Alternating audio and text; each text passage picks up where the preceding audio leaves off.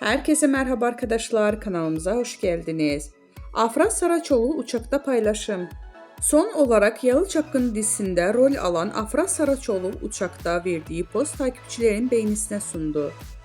Yalı Çapkını dizisinde 3 sezon boyunca Seyran karakterine hayat veren Afra Saraçoğlu, oyunculuk performansıyla yanı sıra kariyeriyle sık sık medyanın gündeminde oluyor. Güzel ve ünlü oyuncu uçakta seyahat ederken verdiği poz takipçilerinin beğenisine sundu.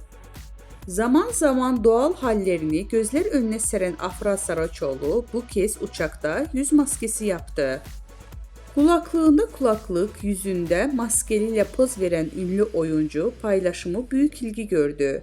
Öte yandan Afra Saraçoğlu yeni sezonda Aile Bir İmtihandır Abim dizisiyle ekranlara dönecek. Ünlü isim imzalı dizide Kenan Emirzalıoğlu ile başrollerini paylaşacak. Bizden bu kadar arkadaşlar. Videolarımızı beğenip kanalımıza abone olmayı unutmayalım. Hoşça kalın.